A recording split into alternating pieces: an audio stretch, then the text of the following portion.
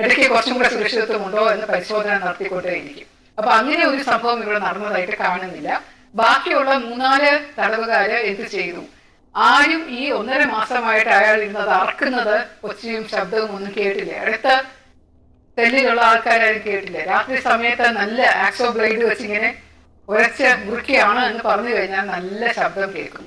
അപ്പൊ ആർക്കും സംശയം തോന്നിയില്ല എന്ന് പറയുന്നത് അതിശയമായിട്ട് തോന്നുന്നു. അർത്ഥഭാഗങ്ങൾ തുണി വെച്ച് പൊതിഞ്ഞു എന്നൊക്കെ പറയുന്നത് ഒട്ടുമേ വിശ്വസിക്കാൻ പറ്റില്ല. കാരണം ജയിലിന്റെ അഴികൾ ഓരോ ദിവസവും ഇൻസ്പെക്ഷൻ നടത്തുമ്പോൾ അതിനകത്ത് യാതൊരുവിധ ഒരു പ്രശ്നവും ഉണ്ടാകാൻ പാടില്ല എന്നത് കർശനമായിട്ട് എഴുതി വെച്ചിട്ടുണ്ട്. ജയിൽ അഴികളെല്ലാം സസൂക്ഷ്മം പരിശോധിച്ച് അത് കൃത്യമായിട്ടുള്ള സ്ഥാനങ്ങളിൽ തന്നെയാണോ എന്ന് ഉറപ്പ് വരുത്തേണ്ട ദൗത്യം ജയിൽ സൂപ്രണ്ടിൻ്റെതാണ്, വേറെ ആരുടെയല്ല, സൂപ്രണ്ടിൻ്റെതാണ്. സൂപ്രണ്ടിന്റെ ഭാഗത്തു നിന്ന് വലിയ ഒരു വീഴ്ച